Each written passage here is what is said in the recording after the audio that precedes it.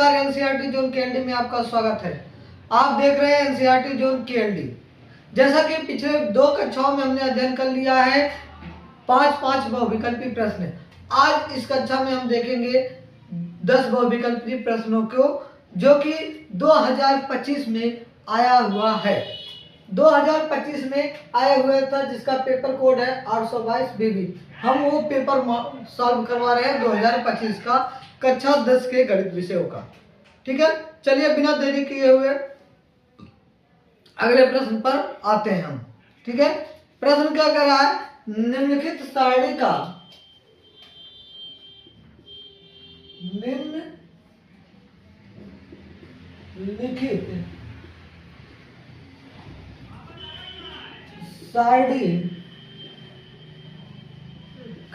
निम्नलिखित सारणी का माध्यक वर्ग है।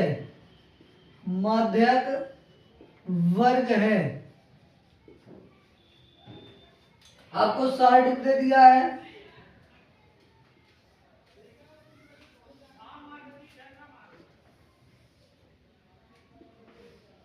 सारणी में एक दिया है वर्ग अंतराल और एक चीज दिया है बारंबारता।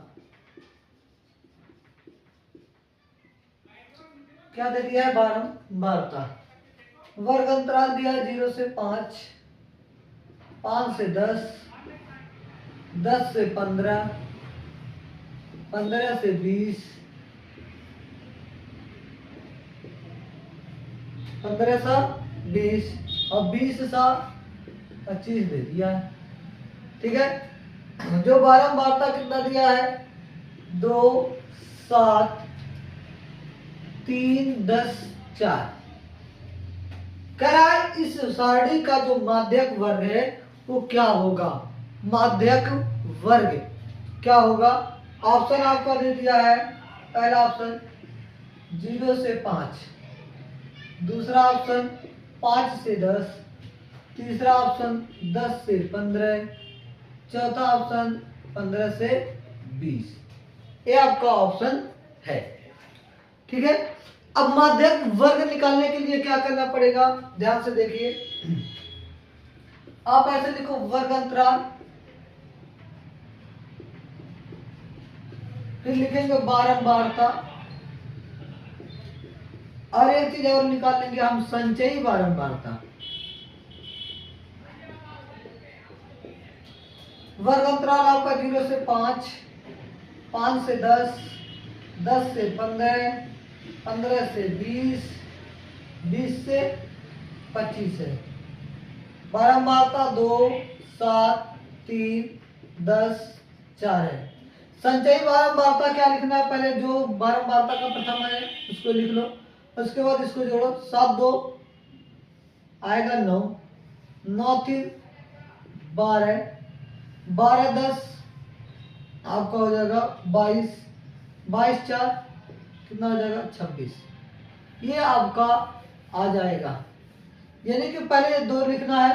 2 को जो यहाँ अंक रहेगा प्रथम अंक, बारंबारता का प्रथम अंक, प्रथम संचयी बारंबारता बनता है। उसके बाद संचयी बारंबारता निकालने के लिए सबको क्या करते हो? बारंबारता में ऐड करते चले जाओ और लिखते चले जाओ। जैसे हमने 2 में 7 जोड़ा 9, 9 में 3 जोड़ा 12, 12 में 10 जोड़ा 22, 22 में 10 4 जोड़ा 26। अब ध्यान रखना है, ये जो बारंबारता होगा, बारंबारता का योग कर लो, कितना होगा? 7 3 10, 10 4 14, 14 2 16, 10 26।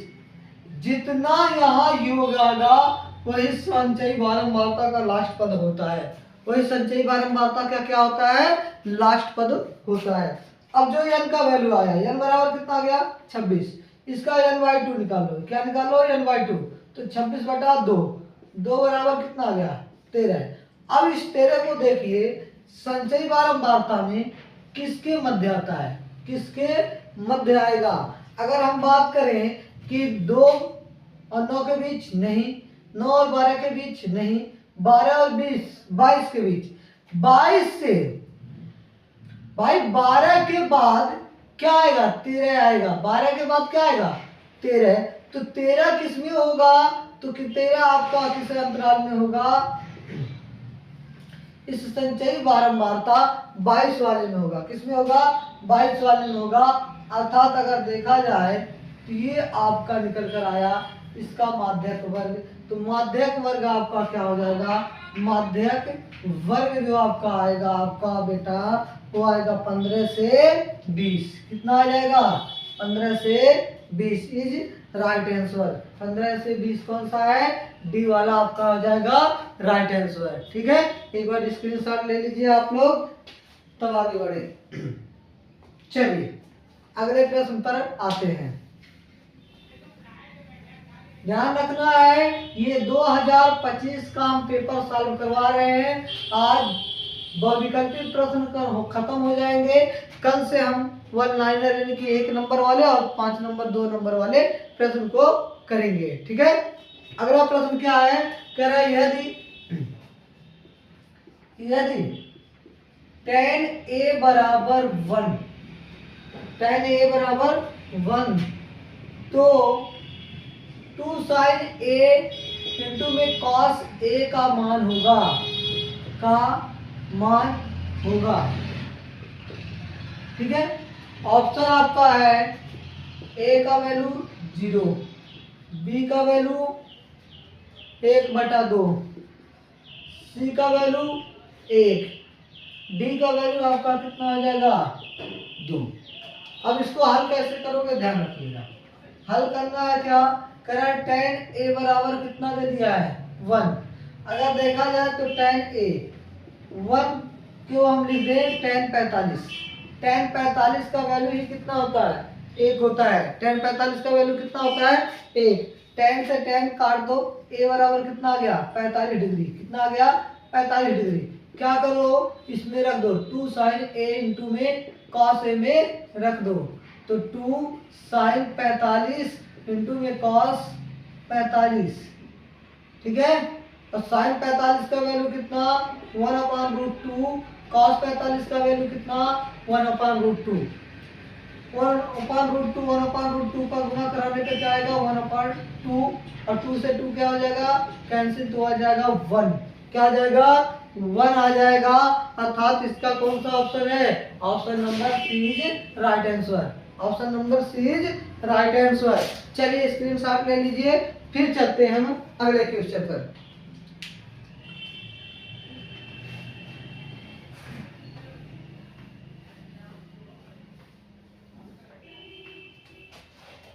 चलिए, करा एक वृत्त के केंद्र से एक वृत्त के केंद्र से एक वृत्त के केंद्र से 25 सेंटीमीटर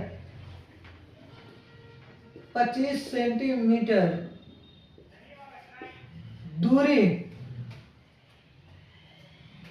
25 सेंटीमीटर दूर स्थित बिंदु Q से वृत्त की स्पर्श रेखा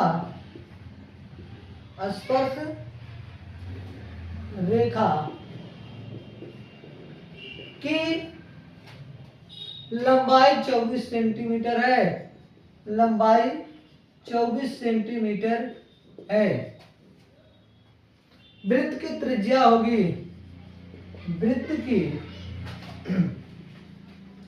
त्रिज्या होगी ये आपका प्रश्न है।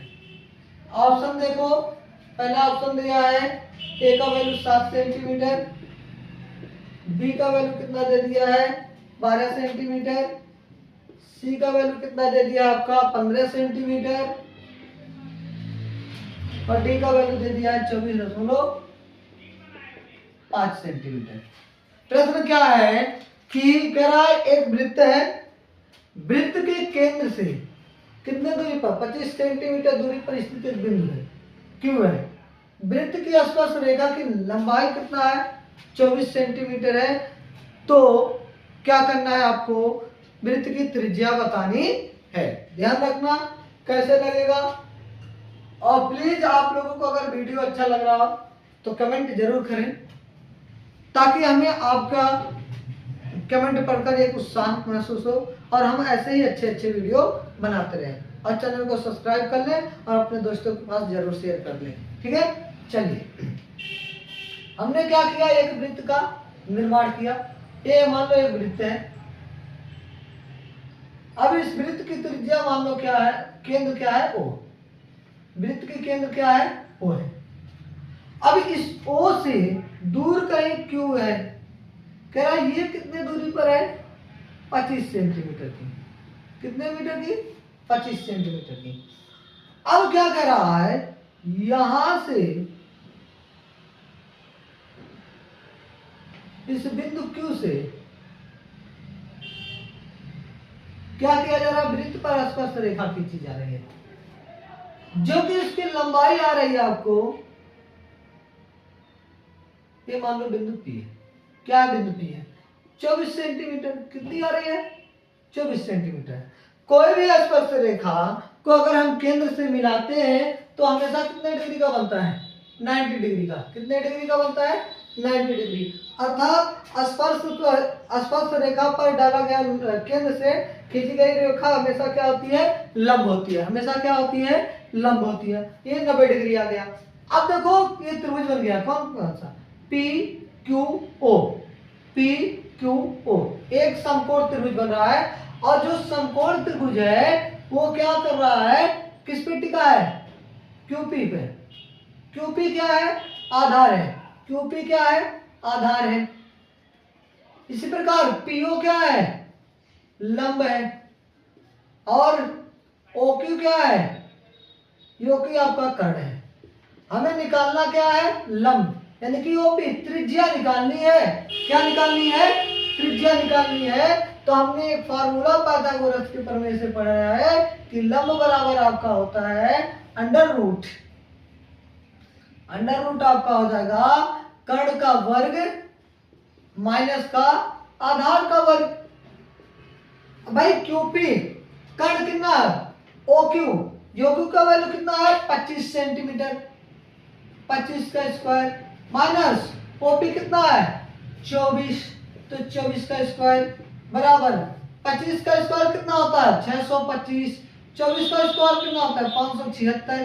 कितना होता है, 576। अब क्या करोगे, इसमें से घटा दो। 625 में से 576 जाएगा, 15, 15 में से 6 गया 9, यहाँ बचा 11, 11 में से 7 गया 2।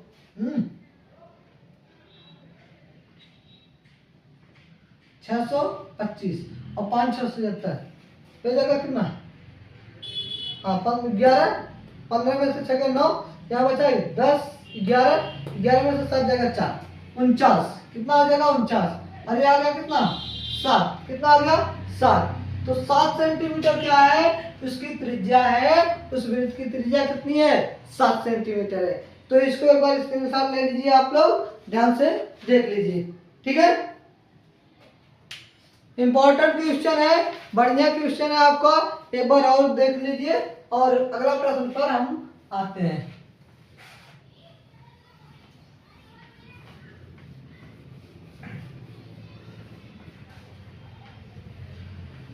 चलिए अगला प्रश्न कर रहा है, एक मीनार की ऊंचाई, एक मीनार की ऊंचाई 20 मीटर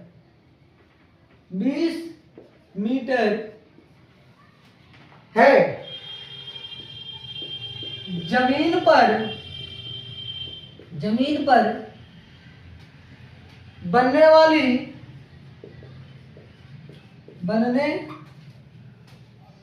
वाली इसकी छाया की लंबाई, इसकी छाया की लंबाई 20√3 है, 20√3 मीटर है। आपको क्या ज्ञात करना है, उन्नयन कोण ज्ञात कीजिए। उन्नयन कोण ज्ञात कीजिए। कोण ज्ञात कीजिए, उन्नयन कोण ज्ञात कीजिए। चलिए ऑप्शन आपको दिया है, पहला 30 डिग्री, दूसरा 45 डिग्री, तीसरा 60 डिग्री, चौथा 90 डिग्री। ये आपको ऑप्शन में दिया है। चलिए देखेंगे कैसे लग रहा है। सवाल कह रहा है कि एक 20 मीटर की ऊंचा एक मीनार है जिसकी ऊंचाई कितनी है, 20 मीटर। पहले तो पृथ्वी बनाओ, धरती, ठीक है, जमीन बना लो, क्योंकि जमीन पर ही मीनार सिनार टिकेगा। ये आ गया आपका जमीन। इस जमीन पे 20 मीटर ऊंचा एक क्या बनाया गया है, मीनार बनाया गया है। क्या बनाया गया है, मीनार बनाया गया है। मीनार की ऊंचाई कितनी है आपका लल्ला, 20 मीटर है। कितना है, 20 मीटर है। कह रहा है इस मीनार की छाया जमीन पे पड़ रही है। अब जमीन पे पड़ रही है, यहीं कहीं पड़ रही होगी। कितना है लंबाई उसकी, 20 रूट में 3। कितनी है, 20 रूट में 3 कहीं पड़ रही है। ये उसकी छाया हो गई। ए मान लो बी, ए भी क्या है, मीनार की छाया। बी सी क्या है, मीनार है। तो पूछ रहा है कि मीनार, इसके द्वारा जो ये कोण बन रहा है, यहां से देखने पर उन्नयन कोण का मतलब होता है नीचे से ऊपर देखना। अपने ये जो दृष्टि को रेखा होती है, इससे क्या करना, ऊपर ताकना है। क्या कहलाता है, उन्नयन कोण कहलाता है। तो उन्नयन कोण का मतलब ये पूछा है कि उन्नयन कोण आपका कितना होगा। तो यहाँ देखो, चूंकि कोई भी वस्तु, घर वगैरह हमारे पृथ्वी से 90 डिग्री पर ही बनाया जाता है, ना कि उसको कम बेसी 90 डिग्री पर ही रहता है। तो ये 90 डिग्री हो गया। अब बन गया इसका एक, देखिए, समकोण त्रिभुज। त्रिभुज ए बी सी क्या है, समकोण है। क्या लल्ला, समकोण है। अगर थीटा के सामने भुजा क्या होती है, लंब, और ये क्या होता है, आधार। तो ये तो हो गया लंब और आधार। हम ले लें tan थीटा, क्योंकि tan थीटा में ही लंब और आधार आता है, यानी कि BC आ जाएगा, बटे में क्या आ जाएगा, AB। tan थीटा, BC का वैल्यू 20 और इसका वैल्यू 20 रूट में 3। 20 से 20 क्या हो गया, कैंसिल। tan थीटा बराबर 1/√3। हम क्या करेंगे, tan थीटा बराबर tan, किसका वैल्यू होता है, 1/√3। तो आपका होता है 30 का। किसका होता है, 30 का। तो tan से tan कैंसिल, थीटा बराबर कितने डिग्री आ गए, 30 डिग्री। अर्थात उसका जो उन्नयन कोण होगा आपका कितना होगा लल्ला, 30 डिग्री का होगा। कितने का होगा, 30 डिग्री का उसका उन्नयन कोण होगा। ठीक है, आगे चले।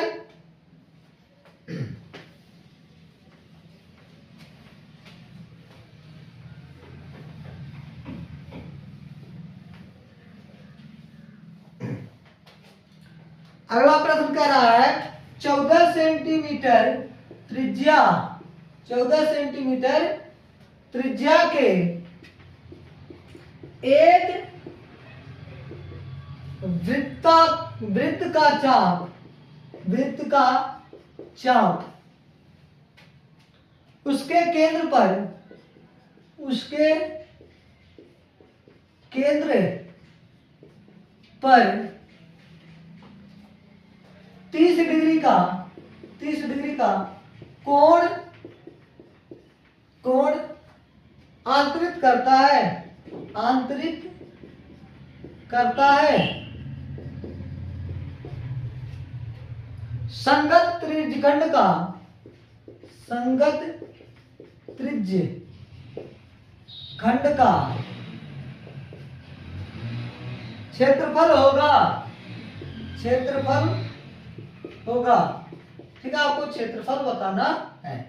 ऑप्शन देखिए इसका, पहला ऑप्शन आपका है 55/3 सेंटीमीटर स्क्वायर। दूसरा ऑप्शन बी वाला आपका है 77/3 सेंटीमीटर स्क्वायर। तीसरा ऑप्शन है 154/3 सेंटीमीटर स्क्वायर। और चौथा ऑप्शन है 165/3 सेंटीमीटर स्क्वायर। चलिए देखते हैं हल क्या होगा। कह रहा है एक वृत्त लीजिए, एक वृत्त हमने ले लिया, ठीक है, एक वृत्त हमने क्या कर दिया, एक वृत्त का निर्माण। चलिए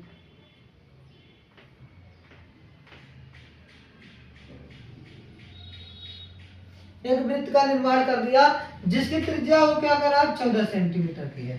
कह रहा है इस वृत्त के द्वारा एक चाप का बन रहा है, चाप ए और बी हमने ले लिया और ये चाप क्या कर रहा है, इस पे 30 डिग्री का कोण अंतरित कर रहा है। कितने डिग्री का कोण अंतरित कर रहा है?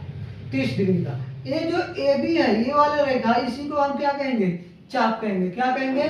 चाप कहेंगे। इसकी त्रिज्या कितनी है? 14 सेंटीमीटर। कितनी है? 14 सेंटीमीटर। और तो कह रहा इस त्रिज्यखंड का क्या कर दो, आपका क्षेत्रफल बता दो। क्या बता दो? क्षेत्रफल बता दो। तो त्रिज्यखंड का क्षेत्रफल अगर देखा जाए, आर का वैल्यू दे दिया है 14 सेंटीमीटर, थीटा का वैल्यू दे दिया है 30 डिग्री। तो त्रिज्यखंड का क्षेत्रफल जो होता है, त्रिज्यखंड का क्षेत्रफल जो आपका होता है लल्ला, वो होता है पाई आर स्क्वायर थीटा बटे में 360। कितना होता है? पाई आर स्क्वायर थीटा बटे में 360। चलिए पाई का वैल्यू आप रख दो 22/7 हो गए, गुणे आर का वैल्यू है 14, तो 14 गुणे 14 स्क्वायर का मतलब 2 बार गुणा करा लो। थीटा का वैल्यू 30 डिग्री और बटे में 360। चलो 7 से काटो, 7 का नाम 7, 7 दूनी 14, 30 से काट दो, 30 का नाम 30, 30 बराबर कितना आ जाएगा? 360। अब बचा क्या? 2 का नाम 2, 2 छक 12, ऊपर बटा 22 गुणे 14 बटे में 6। इसको काट दो, 2 3 6, 2 का नाम 2, 2 का नाम 2, 11 गुणे 14 बटे में 3, 11 चौक 44 का 4 हाथ में लगा ये 4, 11 का नाम 11 4 15, 154/3 centimetre square is right answer. कहाँ है option? Option C is right answer. Option C क्या है? राइट आंसर है, जो कि आपका सवाल लगे। चलिए स्क्रीनशॉट ले लीजिए, फिर आगे बढ़ते हैं।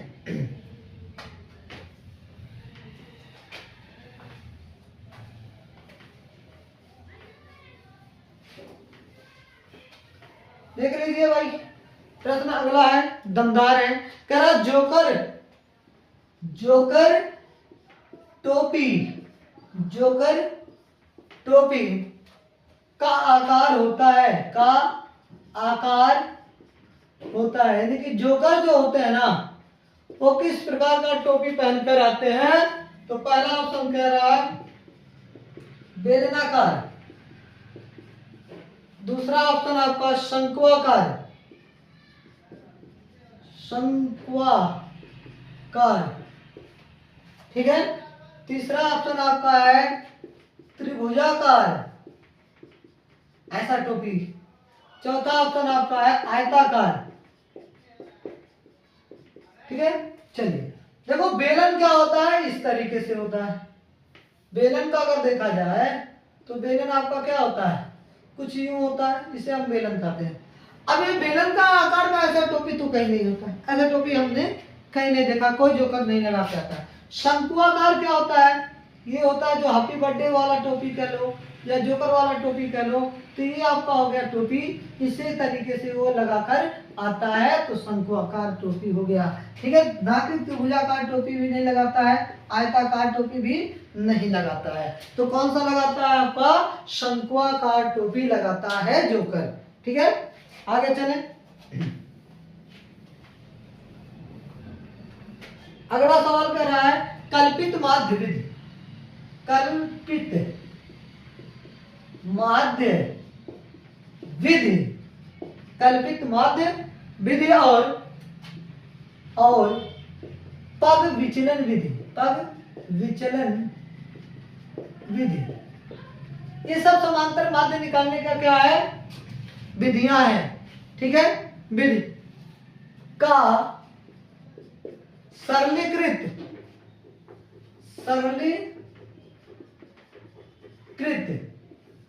सरलीकृत रूप है, रूप है। ये किस रूप में होते हैं? पहला आपका कह रहा है अप्रत्यक्ष विधि, अप्रत्यक्ष विधि, अप्रत्यक्ष विधि। दूसरा ऑप्शन आपका है प्रत्यक्ष विधि, क्या है? प्रत्यक्ष विधि। तीसरा है संयुक्त विधि, संयुक्त विधि। और चौथा ऑप्शन है आपका सरल विधि, कौन सा विधि? सरल विधि। तो आपका जो कल्पित माध्य विधि होता है, पग विचलन विधि माध्य होता है, ये प्रत्यक्ष रूप में होते हैं, यानी कि प्रत्यक्ष विधि होते हैं। किस रूप में होते हैं? प्रत्यक्ष विधि होता है। चले आगे चले, अगला प्रश्न। चलिए अगला प्रश्न आपका है, कह रहा है यदि कुछ प्रेक्षणों का माध्य, यदि कुछ प्रेक्षणों का माध्य, यदि कुछ प्रेक्षणों का माध्य 15 तथा माध्यिका 24 है, तो बहुलक होगा,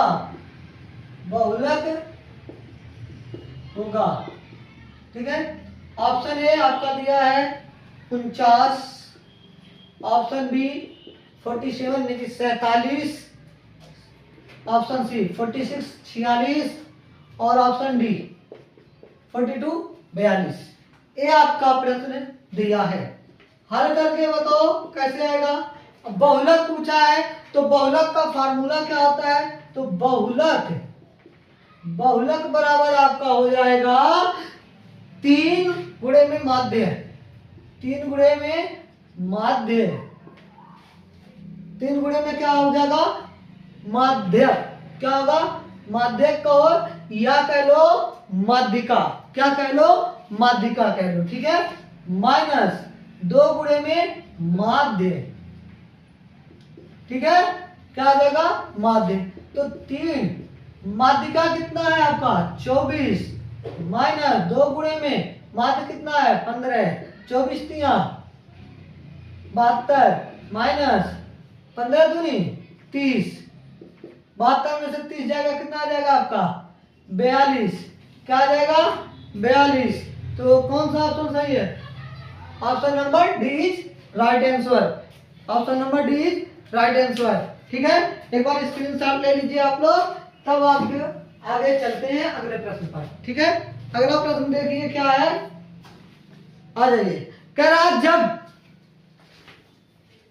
अगला प्रश्न, जब एक पासे को, जब एक पासे को, जब एक पासे को एक बार फेंका जाता है, जब एक पासे को एक बार फेंका जाता है तो एक सम संख्या प्राप्त होने की प्रायिकता, प्राप्त होने की प्रायिकता है।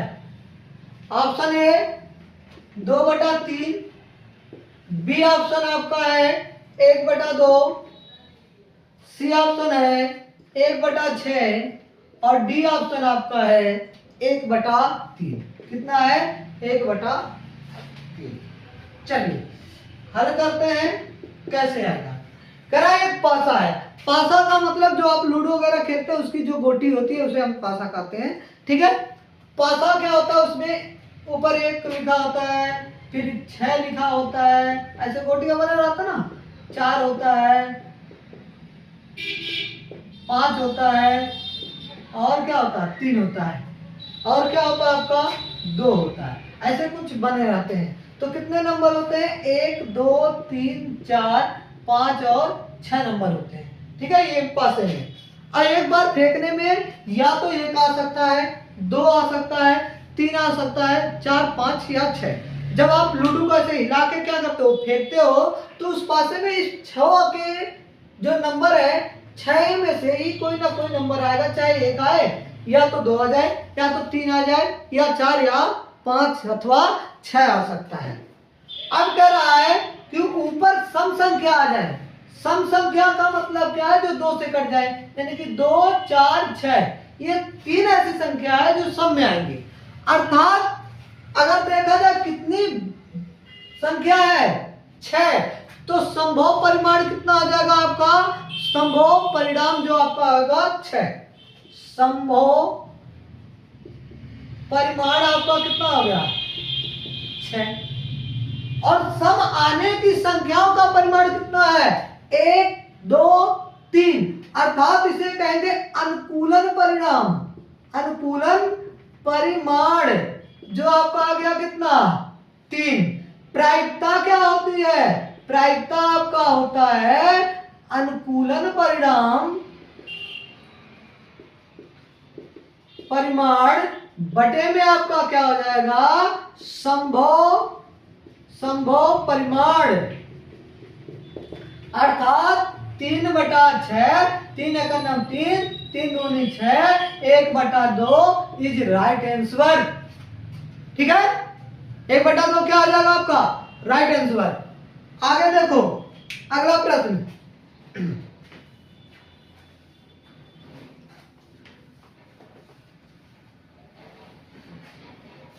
अगला प्रश्न क्या करा? अच्छी प्रकार से फेंटी, अच्छी प्रकार से फेंटी, अच्छी प्रकार से फेंटी हुए ताश के 52 पत्ते, ताश के 52 पत्तों में से एक पत्ते को यादृच्छा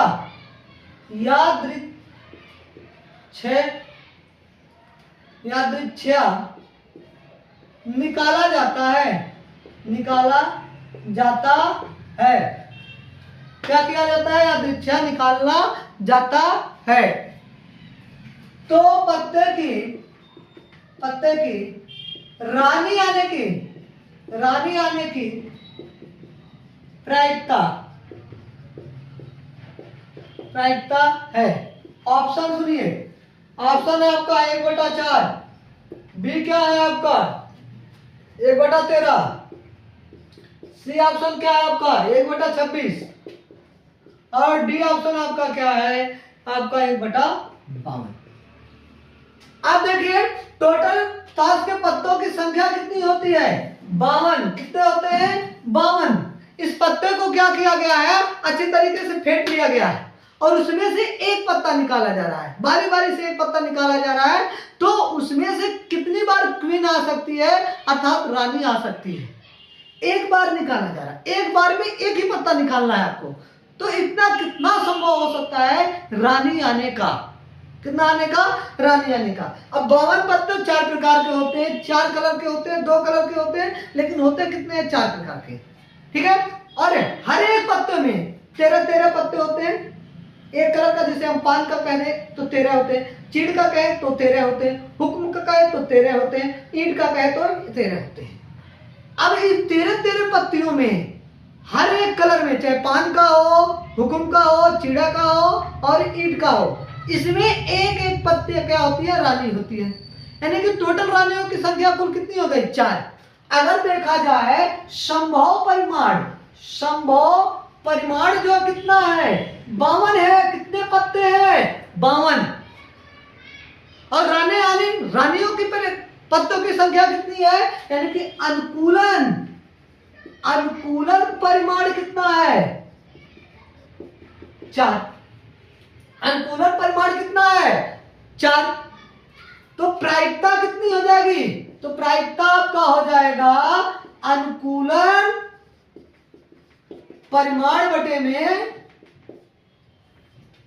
संभव परिमाण। 4/52। 4 का नाम 4, 4 3 12 यानी कि 1/13 is right answer. B is right answer. ठीक है, चलिए आज के लिए बस इतना ही।